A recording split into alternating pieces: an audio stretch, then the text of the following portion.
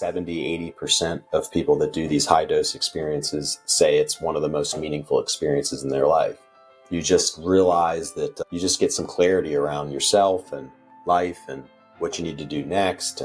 And then there's also something that happens in that central nervous system. I think that it helps kind of unwind that central nervous system. Now, if you've been wound up for a long time, one session might not be enough to kind of permanently unwind you because there's momentum there. But at least for a while, that I got some relief in my body. I was like, oh man, I'm just like, whew.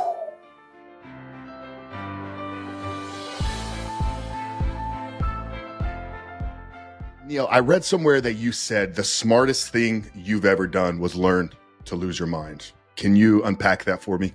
Well, thanks for having me on. Yeah, the mind, I mean, the human mind is this really powerful tool that helps us do a lot of things and create and plan. But if it becomes overactive or it kind of gets off track, it can really prevent us from a lot of the other things that make us human, like connection. And so being able to build awareness around your mind and the thoughts and what it's doing with or without your permission is really important. And sometimes it's actually best to let the mind just be for a while and just try and be in the moment to moment experience. It could be called flow state by some. It's a dance with this thing we call mind. Yeah. So is that what you mean then when you say lose your mind? Is it's disconnecting from maybe those thoughts being in control of us and allowing us to be just present in the moment? Is that what you're speaking to? Yeah, exactly. I think, I was a mathematician and then a consultant. And so in some ways was getting kind of some positive feedback to have this really active mind. And it was helping me, do well in different parts of my career. But if you allow it, the mind will take over and you can be in thought all day. And I just ask some of your listeners, how often are they in the day without thought? For me, I don't think it was happening at all. I was always in my head. I was always thinking. And so now I've been able to, over some years and with some practice, develop the ability to not have thought all the time and just be in experiencing, just allow things to show up. If I was speaking with someone or doing an activity in my mind, I was judging it or making sense of it or referencing it or thinking about something else, and that can be good in some ways sometimes, but it's not good all the time. When you're trying to be present with someone and build a relationship, you don't want to be thinking about what's coming next. And a lot of that comes from the central nervous system and from, the trauma responses and things that can happen to us over time. And so you have to kind of unwind out of that. What percentage of people do you think are operating from this place of constant active mind or constant thought? I would say over half. Yeah. And there's some research around this, and I haven't looked at it in long enough, in quite a while, so I can't give you the exact numbers. But there are some people that are naturally inclined to be in the state of presence or flow state, and it's pretty easy for them. And I think these people are generally musicians, artists, athletes that are very embodied. This is, I'm overgeneralizing, but there's some truth there. And then people that, rely on their mind, white collar workers, scientists, economists, folks like this that have for a long time kind of conditioned to be a certain way, they have a real hard time getting that mind to stop and just being present. It's funny. This is literally a conversation I was having this morning. I'm sure you're probably familiar with sensory deprivation therapy, float tanks. I did it about 6-7 years ago. And I just remember how, I don't want to call it life-changing. Life-changing is such a overused term, I think, but it was massively profound, because I've been somebody like yourself. I think I've been driven, A-type, want to go out there, build business, entrepreneurship. I did bodybuilding for a long period of time. It was always pursuit. And I reached this point in 2018 where it's I climbed all these mountains and I looked around and I was like, is this kind of what life is about? So I got into kind of some of these healing therapies and one thing was the float tank. And I've been struggling here just with a lot of things going on in the business. We're in kind of a scale season right now with feeling that constant, like what you're speaking to, right? The constant mind, the constant thinking. Like I'll be in a conversation. It's like I'm thinking about a funnel I need to build, or I'm thinking about a chapter for the book, or I got to prepare for the conversation with Neil, right? So I was lucky to find something. It's like, because I moved since 2018, like there's a place 5 minutes down the road. I have an appointment booked for tomorrow. And I was talking with somebody this morning. I'm like, hey, are you familiar with this? And they're like, no, I've never heard of it. And I was like, it's amazing because it just completely shuts you off from all the world. So I still see this stuff kind of show up in my life here as well. And I'm sure a lot of the audience is going to kind of resonate with what we're speaking to here. Yeah, it's pretty chronic. And if you're in a more sympathetic dominant, the state of the central nervous system, it's this fight or flight, then it's even worse because the mind is really looking, it's almost in a threat kind of detection mode. So it's just bouncing around and it's going to keep throwing things at you because it's trying to kind of keep you safe. And then you can get into these states that are chronic and they can affect every aspect of your life. And one thing I always think that's quite interesting is we have this ability to think, but we also have this ability to feel. And that's a huge part of being human and a really important part of us being able to have an experience that makes us feel fulfilled and content and happy and joyous. And I always think about this kind of interesting example, but there's a well-known technique in public speaking that if you're going to get up in front of a group and you're going to tell a story that might make you emotional, that you can do math in your head.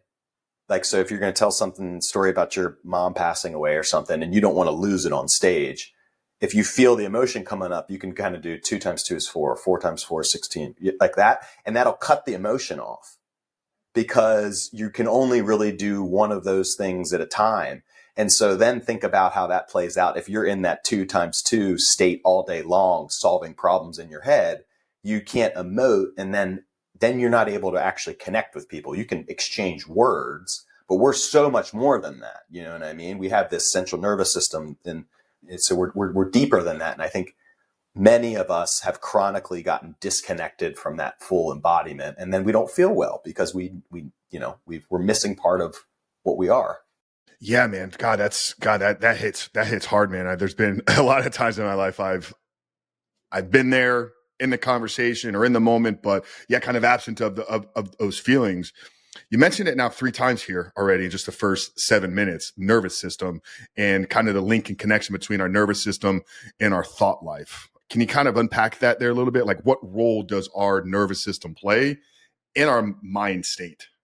Yeah, it's a huge part, and it's all connected. I mean, we can talk about the brain independently, but really anytime we do that, we're leaving something on the table because we have this central nervous system that goes down into the body that has, some would say it's actually a continuation of the brain, and like what's going on in our gut affects our body, what's going on in our heart affects our gut, and what affects our brain. So they're all interlinked. And, I mean, a lot of your guests will probably know this, a lot of the chemical things that are happening in our body, like the feel good chemicals like dopamine, serotonin, they're actually produced in our gut, and so they have a dramatic impact on how we feel. And so it's all interlinked and they reinforce each other. So what the mind is doing impacts the body, and what the body is doing impacts the mind. They're in like they're connected. And for me, and I think if you've had traumatic experiences or been in toxic environments, your body over time will react to that. Your body and mind will react to that. But a lot of that is actually like stored in the body.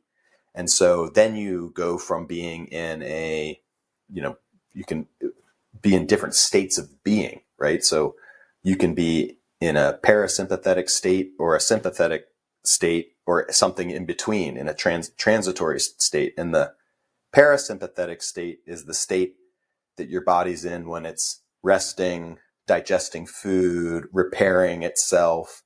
And then the opposite, the sympathetic state, is when your body's like ready to run, attack, defend. And so you need both, but because of, I don't know, lots of reasons, the way our societies have evolved and things over time, and how much more inputs we're getting into our body from all this stimulus and stuff all the time. Many people are in that sympathetic dominant state much more than they should be, and then it affects your sleep, and then it, can create all these kind of cascading effects. So it's important, to think about both. And, for like talk therapy is really important, and it's been shown to help a lot of people with a lot of things. And you might need to do more than that, because that's only kind of getting at the mind. You might need to get out there and move and lift some weights or get in nature or something or change your diet or do all these things, because it all has an impact.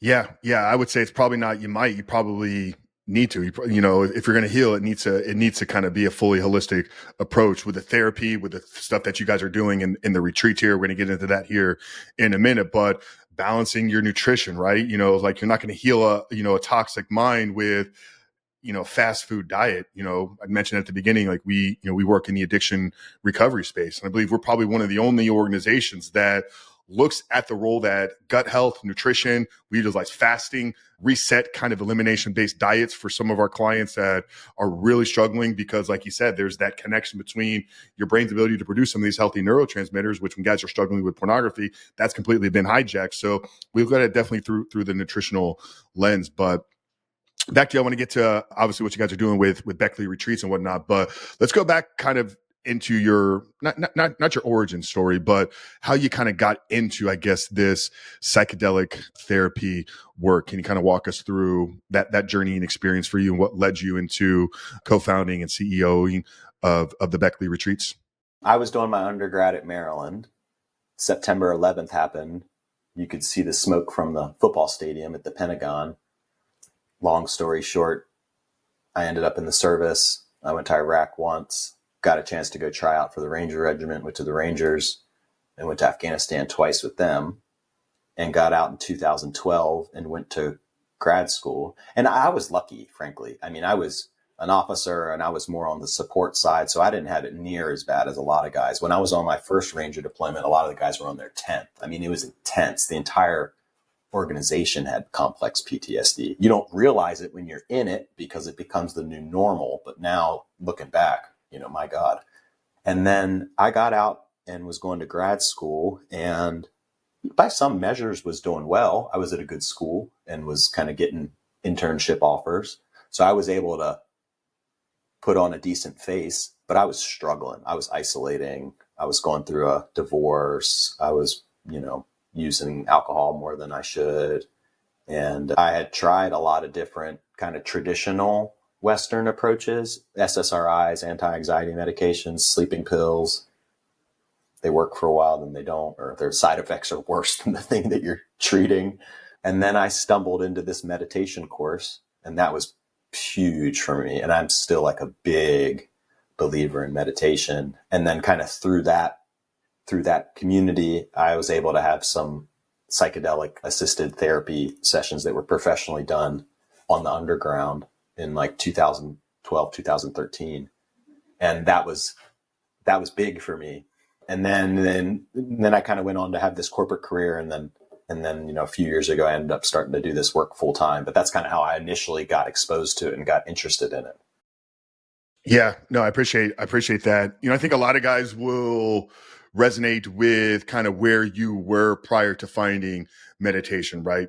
Follow the pathway that you're told to success, great school, great career, begin to kind of focus on building the family. It's like drive, go, right? We talked about that at the beginning.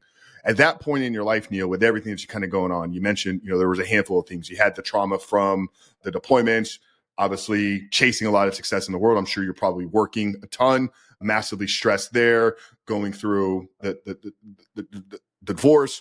What did meditation do for you at that period in your life? And then as you were kind of progressing, what did getting into the psychedelic therapy do for you on top of what you were already getting from meditation? Yeah, well, I guess I was in a severe state of fight or flight. I mean, in some literal and, metaphorical way, I was walking around with my fists clenched. I was like kind of looking for a fight, if you will. and my mind was like a whirlwind, and I was having trouble sleeping, and then, I'm not in a great mood, and I'm having a hard time, doing things that I used to be able to do really well. And then meditation, I mean, it takes time. Meditation's not a one and done. It's just like going to the gym. It takes months. But then, I don't know, man, it was almost like it was right on time, and it was right what I needed. And I had the soldier's discipline, I guess. And I just knew I needed it. And when I first kind of tried to sit down and do it, I couldn't count to two because my mind would run. I literally couldn't count 1, 2 before my mind would jump somewhere. And that's when I kind of realized, oh, there's like a massive problem here. Well, I knew something was wrong, but I was like, okay, but this is like, this is getting into the root. This is getting into below what's really kind of going on in my body, as opposed to taking an SSRI or something to kind of numb. And then the psychedelic experiences, they felt like they were kind of accelerating what I was trying to do with meditation. And if you've never meditated and you've never had a psychedelic experience, it's like a bit hard for me to explain what that feels like.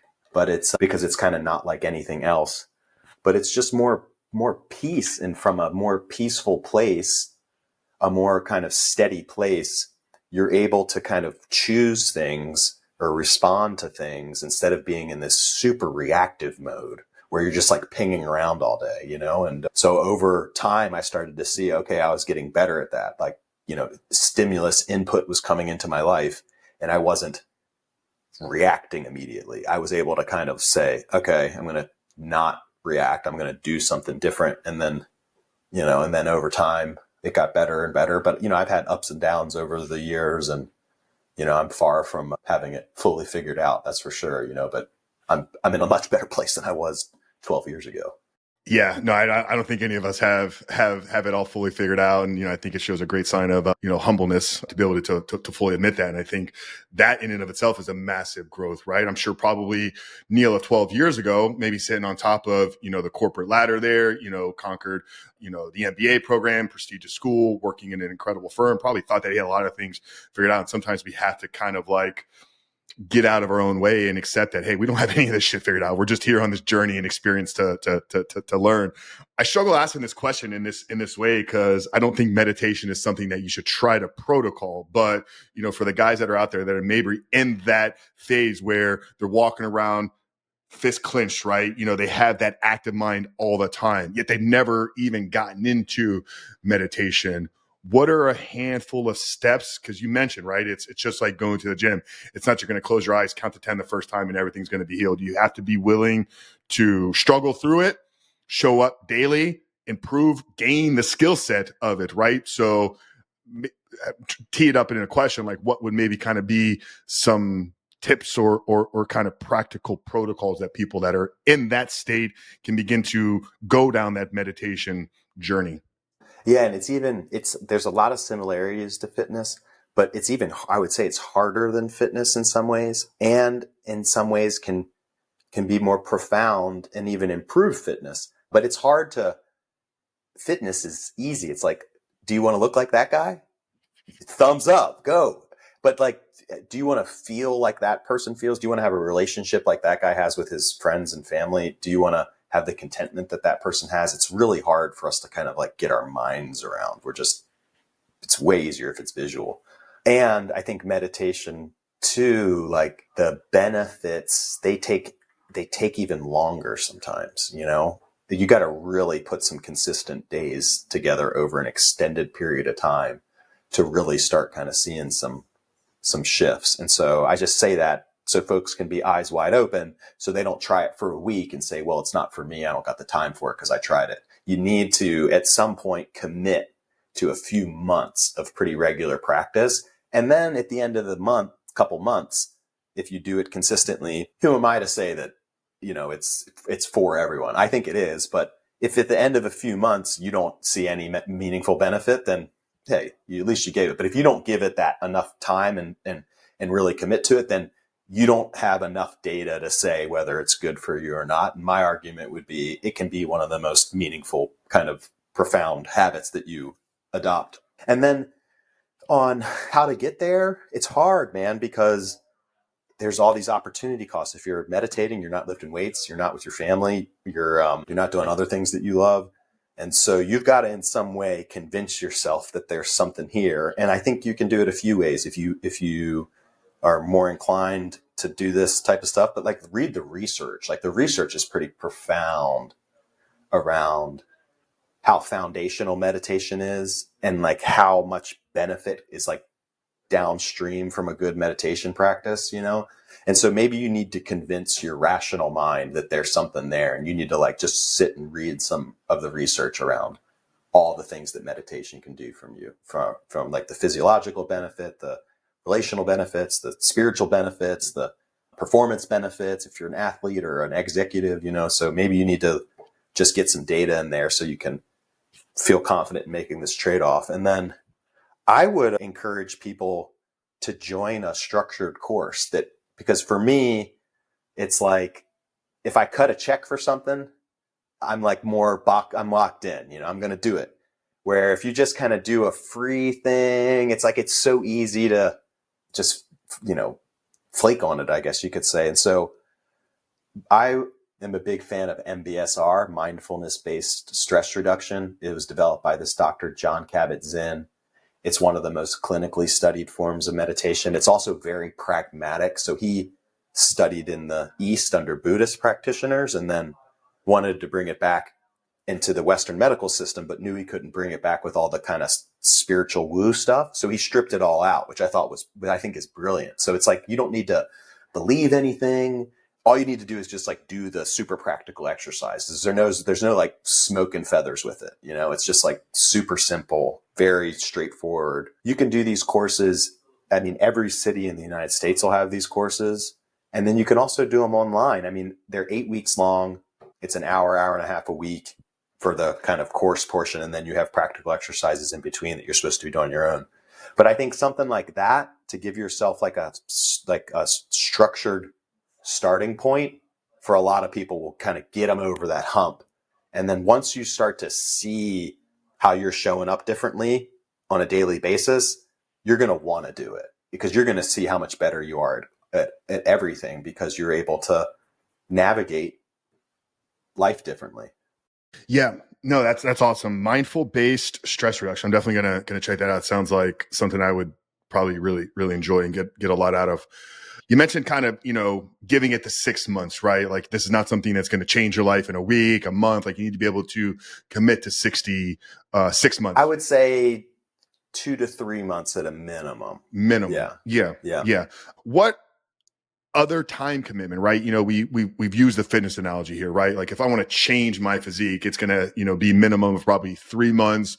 If I'm a bare beginner, right? I need 3, probably 45-minute strength training sessions per week. You know, maybe I get some additional, you know, zone 2 cardio in there, and then I'm kind of balancing my nutrition. So I can kind of see what the overall commitment is going to be. You know, you gave a couple examples. When you're meditating, you're not at the gym, you're not with your family, but I don't assume it's taking up our entire day. So what's the time commitment that we're looking at here as a beginner? And what is the aim, right? Like if I'm trying to go to the gym and get stronger, I know I need to progress weight over time, right? So I can measurably track that in the gym. Are there trackable measures that we can have in a session, or is it we just sit, stop thinking, and then that's what we are shooting at? But is there something that we can actually kind of latch on to and be like, okay, that's a session. I know I got it. Yeah, really good questions, man. So in terms of time, you know, it's like if you wanted to use the gym analogy, how out of shape are you? You know, so me in my state coming out of service, I needed to put a lot in because I was mentally very unwell and unfit. Some people, they just need to tune it up a little bit, and they're naturally inclined to kind of this presence, you know, so they would probably need less. With all that said, the MBSR program recommends 45 minutes a day. That's a lot.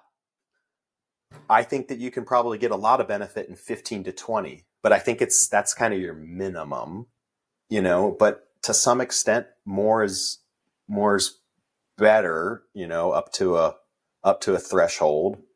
And for me, it's become such a part of my routine. I usually do like 30 minutes in the morning And then I'll do like a 5 or a 10 minute kind of during the day, break between calls. And then I do it when I go to sleep. So I do probably around an hour a day, but it's like, it's easy. It doesn't feel like work. I kind of, it's similar to fitness. It's like once you get the momentum, it's like you yearn going to the gym. You're like, I got to go to the gym. I need to go to the gym. I haven't gone. It's the same with meditation. I'll notice that I get back to my old ways, wound up, pinging around. It's like, I've got to sit down for a second and like, let it be. And yeah, I mean, some kind of, some meditation teachers would tell you like, stop trying to measure it so much, because that's like part of what we're trying to correct for, right? We're trying to stop doing that, but we have to, so it's this middle way. And you'll notice that if you're doing all the, if you're taking good care of yourself and then you're meditating well, and like we talked earlier, the central nervous system has a part to play in this, but when you sit, you'll kind of start to feel like, how long does it take you to kind of get in the zone? And you'll know what that zone feels like for you after you practice a while. But some days you'll be able to kind of boom as soon as you close your eyes, you're like, I'm here, I'm right here. And some days you'll sit and you'll be like, bing, bing, bing, bing, bing. 15 minutes later, you're like just a little bit less bing, bing, but there was effort and progress there. And so over time, you should notice that you're able to more quickly kind of come into the now and like be here without the mind running around. And then I think the ultimate goal is that, you do the meditations, but then that state of being, that state of awareness or presence goes out into your day.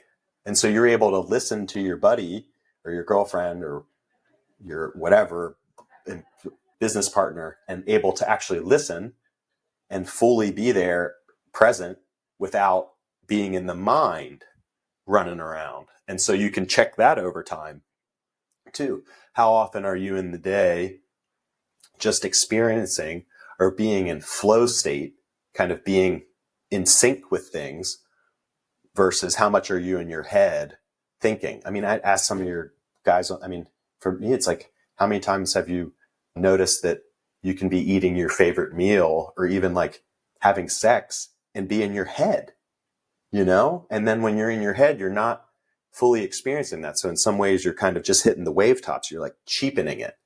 And meditation will allow you to just be more fully present in there and experiencing it.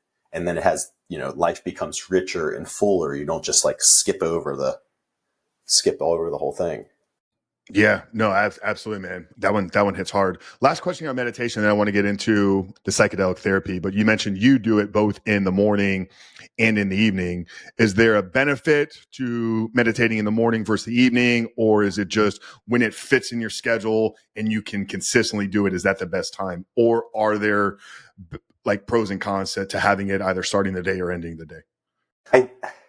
I think the general consensus is something in the morning is really powerful, because that kind of sets the tone for the day, because a lot happens to us when we sleep, and you can wake up with like the mind's we're telling all kinds of wild stories when we're sleeping, and the mind can wake up in a really agitated state. So it's good to do it in the morning. And John Kabat-Zinn would be, it's like tuning an instrument, you're trying to kind of get in sync with yourself so that you can go out and be in sync with the world instead of like bumping into things more because you're out of resonance, or you're out of sync.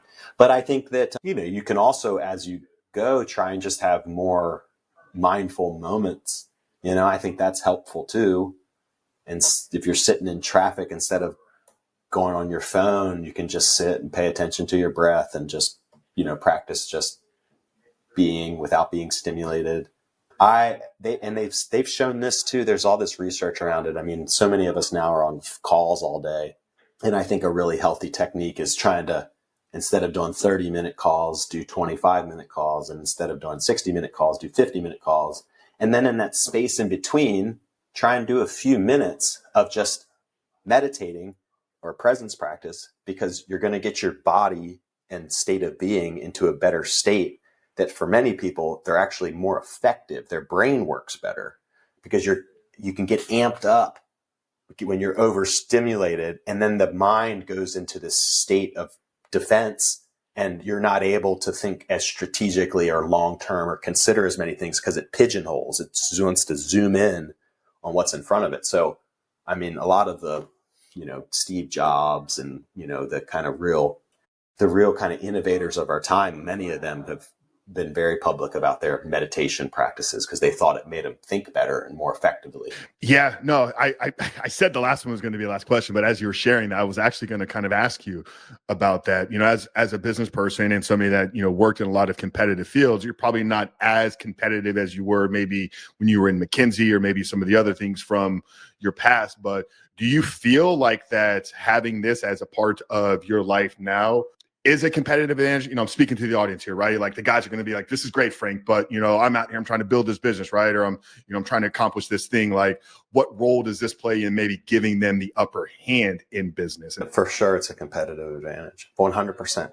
Because the reality is like, we want to move quickly, but in many times it's important. It's more important to move in sync. And so there's a risk in going too slow and there's a risk in going too fast. And sometimes that's not like a mental exercise. That's like a flow state, And so you need to be able to kind of tune in to like, where's my team? Not just rationally, but emotionally and kind of like from a bandwidth perspective. And so it helps you tune into really important signals. And then, from just like what's happening in the brain, and they've studied this, if you allow yourself to get into this almost like panicked kind of like hustle state, you're going to you miss stuff because you get into that pigeonhole. One of the first times I was ever exposed to meditation was when I was in the Rangers. The Rangers, when they would get ready, they'd go in their ready rooms and they had, Rage Against the Machine on and they're packing the mags and it's like super intense. Bam, bam, bam, go, go, go. It's like, hard. We really looked up to the Delta guys, obviously, because that's a whole nother level, and the guys that do really well in the Rangers go to Delta. And I remember at one time we would share bases with them sometimes and, do missions together from time to time. And I went around and the Rangers were getting ready to go on a mission. And I saw the Delta guys getting ready to go on a mission. Those guys were meditating because they understood that it wasn't always just go hard. It was like, you go hard when you need to go hard, and then you pause and you watch and you observe when you need to pause and watch and observe. And so they were at another level. And it's the same thing in business, If you're always pushing, you're probably going to miss something, or you're not going to be in sync. You're going to miss an opportunity because you were so over your skis. So yeah, I think it's a huge competitive advantage. Yeah, well, that's what makes, the athletes at the top, right? The Jordans, the Bradys, like these guys that reign supreme above all the rest is their ability to be calm and cool, in the moment, and then turn it on when it's needed, right? And it's like, same thing in business, like you said, with the Rangers or the SEALs there. Slight pivot kind of transition here, maybe into kind of the microdosing, which will get us into maybe more of the psychedelic therapy, because you mentioned the guys like the Jobs and some of the guys out there in Silicon Valley are now scheduling their days where they can have these short meditative breaks. Is that kind of the same, I guess, role that maybe microdosing is playing in why it's now being utilized in some of these higher end circles? It allows you to go in and out of these kind of flow states, if that would be the proper way of me kind of describing it. Yeah, I think so. And I think, the how to define a lot of these things is still kind of, it's happening, as we go. It's not, people use different language for it. I think flow state's a good term. And I think that the right use of mushrooms or psychedelics can help people be in that flow state where they're not so in the head. I remember when I was a kid playing basketball, I was like a decent athlete, but I couldn't get out of my head.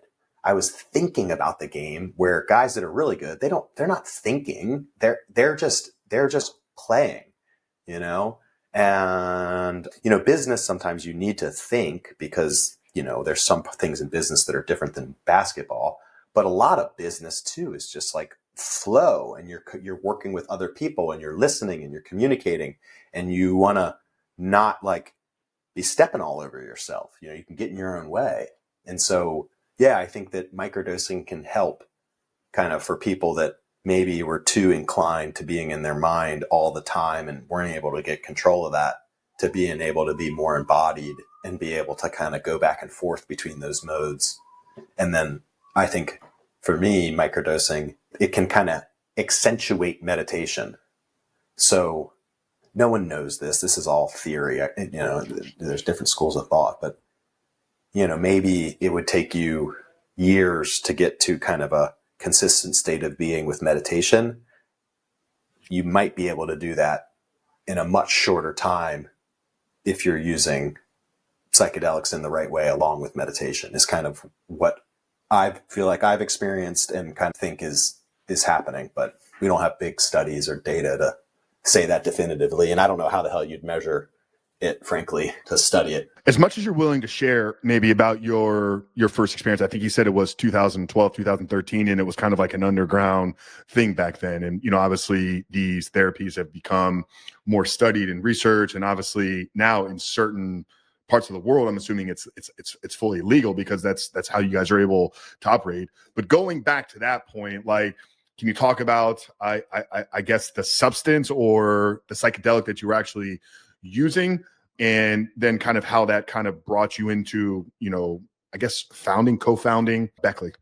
Yeah, it was mushrooms, natural, in capsules.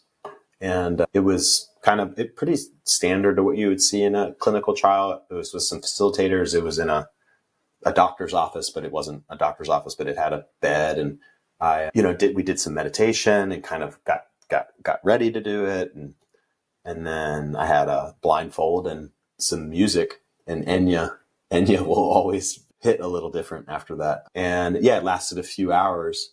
Yeah, it completely, your reality completely changes. You go somewhere else. There's really crazy colors. You can relive events, and everyone's is different. But it was really meaningful. It shifted something in me, and 70-80% of people that do these high dose experiences say it's one of the most meaningful experiences in their life. You just realize that you just get some clarity around yourself and life and what you need to do next. And then there's also something that happens in that central nervous system. I think that it helps kind of unwind that central nervous system. Now, if you've been wound up for a long time, one session might not be enough to kind of permanently unwind you because there's momentum there. But at least for a while that I got some relief in my body. I was like, oh man, I'm just like, but it definitely wasn't one and done for me. And usually it's not one and done for most people because life keeps coming at you anyways, and so shit happens. So while I was in grad school, I was doing pretty well. I was taking good care I was learning how to take good care of myself. And then I ended up doing a teacher certification at Jefferson University when I graduated in meditation because I was super into it. And then I was teaching meditation for a little while in the intelligence communities and to veterans. And I was doing really well. I was exercising, eating well, no alcohol, super disciplined meditation practice around good people. And like you do all those things and life will sync up, it's like less stressful, less panic. And then the pivot point for me now looking back was I had been deferring this job offer with McKinsey & Company, which is, a prestigious place to work. And I wanted to see behind the curtain, and I kind of asked them for another deferral so I could keep teaching meditation. And they were like, no, you either come now or never. And so I went, and, part of me loved it. It was for a kind of lower middle class kid from Frederick, Maryland. It was kind of cool for a while, but that cool stuff, like the fancy hotels and like that stuff wears off like super fast. It just becomes the new normal. And you're like, I don't want to stay in these hotels anymore. And then I ended up kind of wanting to leave McKinsey. I did well there by their metrics, but I was not loving it. And then I got a job offer with a boutique consultancy that was a bunch of ex-McKinsey consultants that was doing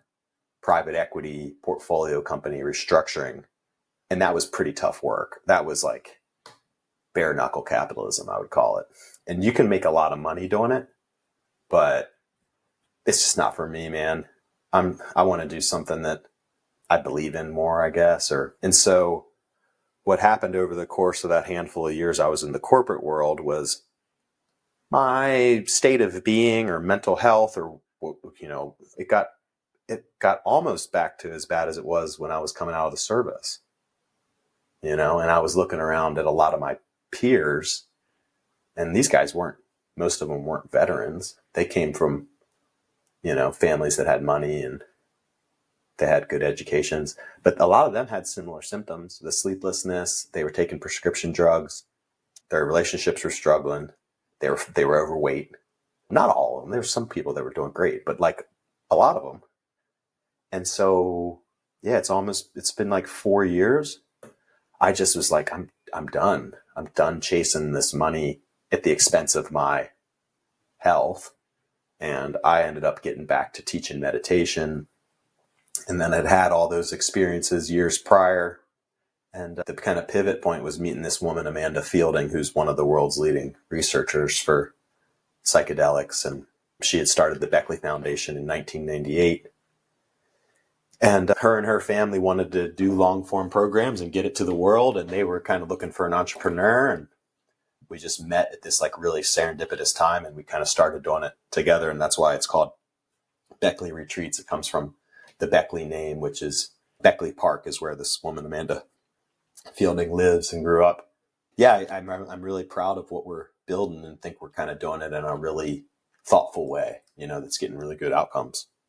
You're very particular on your guys' branding and marketing. I've heard you talk about it as well. As it is psychedelic assisted therapy. I think a lot of people believe, right? It's like the psychedelics do all the healing. All the work is done by ingesting these drugs, right? For lack of a better word there. But what is, I guess, maybe the ratio of the healing that takes place from the psychedelics themselves and then the actual therapy to make sure that we have it kind of working in unison? Yeah, good question. And there is kind of officially psychedelic assisted therapy. That's like a medical treatment. We don't provide medical treatments. We're not legally allowed to. So our programs are for people that are looking for personal, professional, spiritual development, or looking to make change or break habits.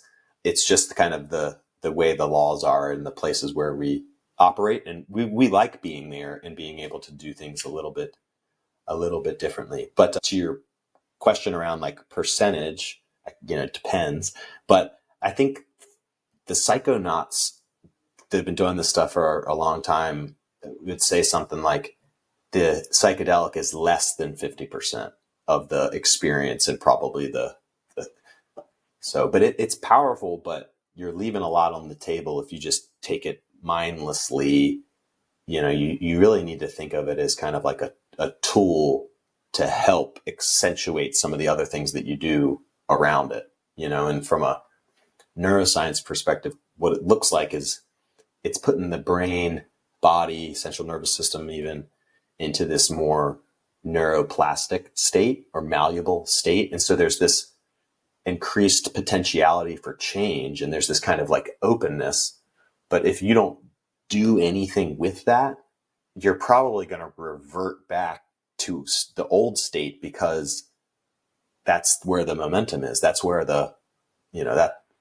that's just what the body will want to do, is kind of go back to the way it was. So you have to kind of consciously put in some work to make these shifts in the way that we think and the way that we are. But it looks like if you do those things together, you can kind of have benefits that will last quite a long time, but that's why we designed the program the way we did, and why we're so, try to be so clear with people that it's like, this is not magic and it's not going to do it for you.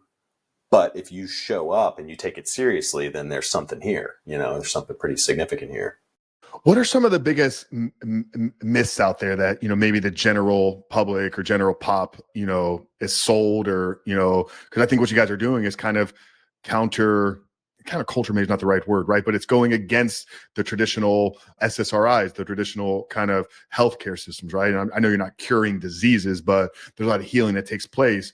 So I'm assuming that there's agendas or, things that are shared that kind of go against many of the benefits of what you guys talk about. Maybe I'm too much of a conspiracy theorist here, and that's just how my brain works. But what are some of the things that people are kind of like being bought or sold around kind of some of the dangers of these types of therapies?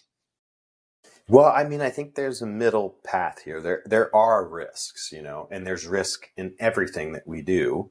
People die from aspirin and die from drinking too much water, and certainly die from cigarettes and alcohol and prescription drugs. So I think it's important for us to kind of like look at the risks versus the potential rewards, communicate it honestly to people, and then let adults make their decision based on facts or the best data that we have. But like, I'm not here to say that these things are not without risks, just because there are risks.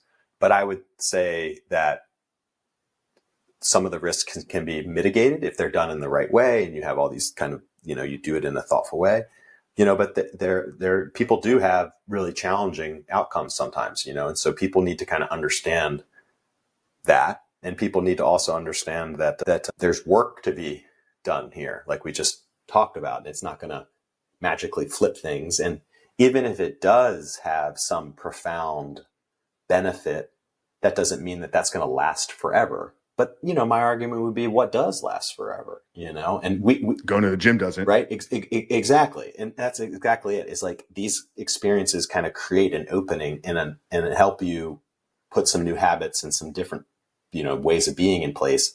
That is what's going to sustain the change, so you got to meet them. You got to meet them halfway, but it's almost like finding a different way to live. It's like finding a different way. But, I also think that, we've gotten some heat from different medical professionals that, will say things like, you can't fix trauma in a week, and, deep trauma takes 10 years. And maybe for some, but I would also say that like our minds are pretty powerful. And if you come in with the expectation that your problems are so bad that they're going to take 10 years, then they're probably going to take 10 years. But like, people do have near radical positive shifts, and that's great. And who the hell is anybody to tell them that that's not true? Or even if it goes away over time, that wasn't good, So, but that doesn't happen for everyone. Some people come down and it's only a few percent, but some people don't have any experience. We don't know why. It looks like there's some correlation to drug use in the past and SSRIs and some of these other meds, but yeah. So what's the connection there? If somebody has a previous past with recreational drugs or pharmaceutical drugs, are they more susceptible, or like what's kind of the link between past drug use and kind of psychedelic therapy? It's more psychiatric medications like SSRIs. If someone was on SSRIs for 20 years and it was a high dose and they've been off them for 6 months and they come and have an experience, it looks like there's a higher likelihood that they might just not have an experience. And then definitely if you're actively on SSRIs, which we don't allow on our programs, but some places do, there's a pretty high likelihood that you'll take the mushrooms and you won't feel anything and just be numb to it. God, how shocking. I mean, like that should be somewhat alarming, right? Yeah, exactly. That's how much you've numbed out and kind of blocked things off in your body that you can't even. Well, I was just going to say this other thing too. So I think we don't want to like over sensationalize the benefits, and we don't want to properly address the risks. Like I think this is like anything. It's kind of, there's goods, bads, pros, cons. It's not for everyone, not for everything, but for some people and some things, it's really great. The one thing I'll say though is like, there's this kind of perception that if you do mushrooms or LSD, that you might like lose your mind like permanently, like you could like go mad. And I think that's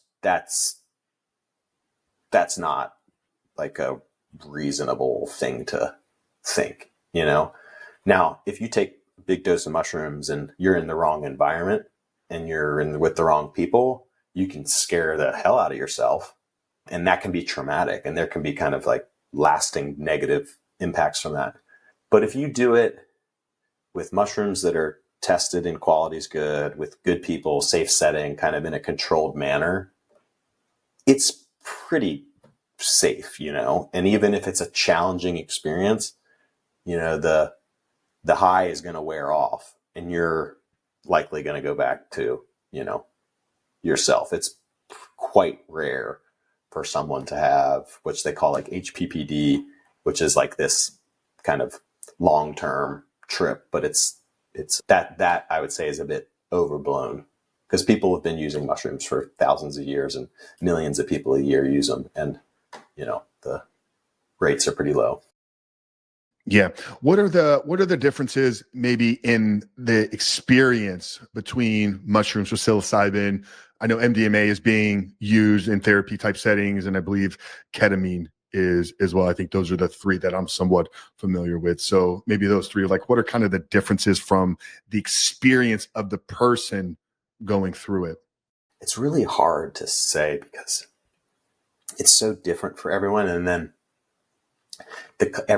all these experiences are kind of contextual. So it depends on the state you're in, where you are, who you're with, but generally to kind of maybe give some difference. MDMA, a lot of people will have like a experience where they just like feel so much like compassion and love, just like overwhelmed by it. And it's like really pleasant, Mushrooms will have, everyone's different. Some people have really light experiences with mushrooms. Some people have, more challenging experiences with mushrooms, but you'll hear people say, I just felt like very connected, like connected to source, connected to my family. I just felt like all this gratitude. And then, at high dose, you can kind of relive previous experiences. I mean, your whole kind of world shifts. And then ketamine is maybe not technically a classic psychedelic. It's more of a dissociative. But for some people, it's really good. It kind of separates the mind and the body for a bit. And so there seems to be some benefit in that. And people can have like a really pleasant experience. And it kind of just gives them some space to just be, and if, for folks that have trauma where the body is in this agitated state and the mind is in an agitated state and they're reinforcing each other, it looks like it kind of gives that a bit of a break and just like lets them both kind of settle down a bit, and people can have, they feel much more relaxed and peaceful after those sessions. Yeah, we've been talking a lot this entire conversation around the use of some of these things in healing traumas. And, Neil, your experience is a 0.01%, right? There's, a handful, not a handful, but there's few individuals that served, overseas as a ranger, MBA, got into, high achieving consulting work, which had a very similar trauma type of experience. So, we're talking a lot about the use here in healing big traumas in our life, but we were talking before we hit record here around like you guys are experiencing a lot of people coming there that maybe don't have these massive things from their past that they're trying to heal from. What are they coming to it for? And for the audience out there that's like, hey man, I've kind of had like, not this cake life, but I don't have these massive traumatic experiences, but I'm still walking around heightened nervous system all the time. So I guess kind of like what are the people that don't have these huge things that they need to heal from their childhood getting out of? Yeah, great question. And we actually screen out people that are kind of too far, on the extreme end of the trauma spectrum. So we can't take people that have treatment resistant depression or PTSD or severe addictions. Psychedelics could help them, but it just needs to be done in a different way. The way we do it is more for what we call the betterment of the well. And so people that are coming down on our programs are generally like looking to improve performance, to connect more, to let things go, to build more habits, to develop some or deepen some spiritual traditions. We'll have people come down that just experience some loss, death of a loved one, job, something like that. And they want to process it and like come to terms with it, but also just let it be and not let it consume them anymore, kind of clean the slate. So those types of things I think are perfect fits. It's for people that are doing pretty good, but want to become a better version of themselves, and develop some new real positive habits. Again, I think there's going to be lots of different use cases. I think that psychedelics, if used in the right way, will be able to show you can improve learning and just like basic kind of habit formation or sport. Because again, if you look at what's happening on an fMRI, on a brain scan, it's just allowing the brain to open up and connect in more ways, in ways that it might not have been able to connect before, or it had forgotten how. So you're putting the brain and body into this state where you can just do more with it, and so you can get a lot out of it. It just depends on what you want. But most of our guests are high performers. We just had the COO of Disney World come through, and we had essentially the number 2 of McKinsey and Company come through. And so it's people that are like doing okay. They want to, well, we also have people come down that are just like, I want to try it. I want to do it. I want to have an adventure, but like safely, and it's an adventure. So I love that, man. Do you see that as kind of like where this is going to continue to evolve into the future, as more of a tool of growth, development, high performance? Like, is that kind of where you see not just you, but the entire industry, if that's the right word to kind of use there, kind of taking these things into the future? I think that there'll be the medical channels, and you'll be able to go to a doctor's office and under a doctor's care for different indications, be able to have a treatment for whatever. It'll be covered by insurance, and that's great. And then I think there'll be this kind of non-medical side where people are using it for kind of all the things we just discussed. And I think, it's happening. I hope it happens more quickly, because I think that if used in the right way, these plants can be really good for people. And in some ways, I'm like, who the hell is the FDA or the government to tell an adult that they can't take something that grows naturally out of the ground in like a thoughtful way to become a more empathetic person? Like, what? This is insanity to me. And I think over time too, more people are, spend is up on personal development. I think people are looking to spend their time and money developing themselves, becoming better versions of themselves. And over time, we'll choose to do less like boozy events and alcohol related things. And we'll do more things that are positive for them and for their relationships and for their friends and things like that. And people will do this kind of stuff together more. Yeah, well, as technology continues to grow and evolve, and our world just becomes even more stimulating than it already is, and kind of absent of real struggle and challenge. I always say we live in this kind of microwave society. I think people are waking up to like, I gotta disconnect. I can't always be plugged in. I've seen that kind of evolution just in some of my work over the 4 or 5 years that we've really been at the front and center here, is people understanding like, I got to get away from the phone. I got to get away from the devices. I got to take a trip out of the country, disconnect, plant my feet into the ground, hug a tree, maybe eat some plants, right, and kind of go down these journeys here as well. Like, I think the pendulum swung real far to this way, and I think it's coming back to this side, and that's why I'm excited about what you guys are doing. Yeah, well, I hope you can come down sometime.